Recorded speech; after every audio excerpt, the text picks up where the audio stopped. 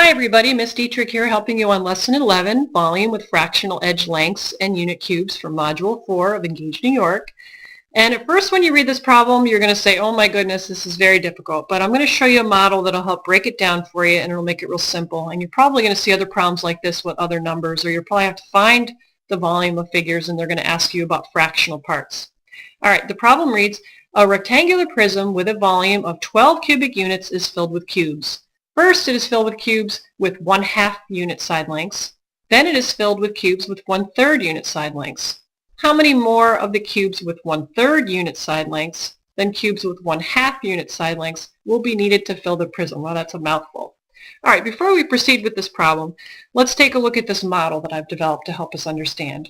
Now, if this represents 1 unit, and in our case, we're saying that that's representing the 1 cubic centimeter that we have here in our little model to help us break this down, we're going to be asking ourselves, how many of these could I fit in one of these? And what I've done here is I have a model below to help us see this a little more clearly with the lines broken down.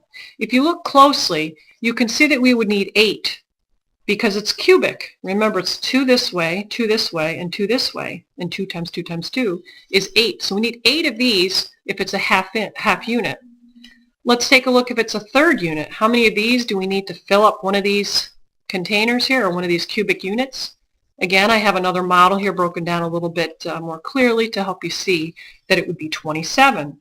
3 this way, 3 this way, and 3 this way. 3 times 3 times 3 is 27.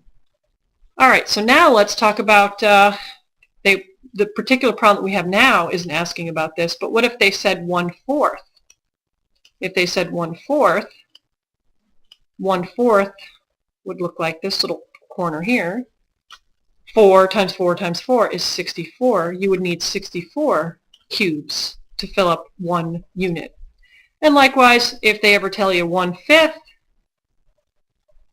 one of those, you would need 125 because 5 times 5 times 5 is 125, and so on. All right, but for the problem that we're dealing with at the moment, we only have to be concerned with the 27 and the 8. Let's go back and take a look at the problem again. All right, now if we know that we need 8 of those smaller cubes to fill up one of these, that means, and we have 12 of them, that means we can take 12 times 8 and figure out, how many of the half unit cubes can fit in the entire figure. So in other words, we're just going to take the volume of the thing and multiply it by 8. And of course we get the 96. Let's move that out of the way. Now if we need 27 of these for every one of these when they're 1/3 of a unit, that's a little bit of a mouthful, that means we have to take the volume, which in this case is 12, and multiply it by 27. Whoops. And we get 324. All right, now it does say how many more of the cubes with 1/3 unit side lengths than cubes with 1/2 unit side lengths will be needed to fill the prism. Wow, that really is a mouthful. So that means we need to subtract these two values, and if we subtract those, we're going to get 228.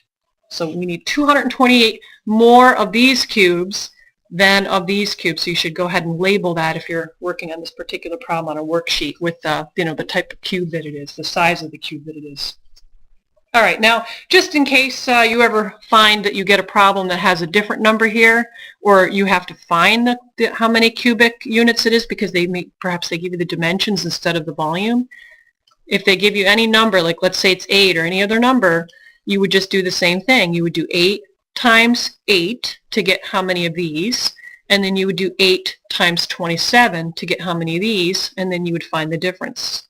So they could give you any number, or they could just give you the dimensions. You'd have to find the volume by multiplying length times width times height. So I don't think you're going to have too much problem. If you need help, just watch the video again, and I think you're going to be able to understand what to do. All right, good luck with these types of problems in the future.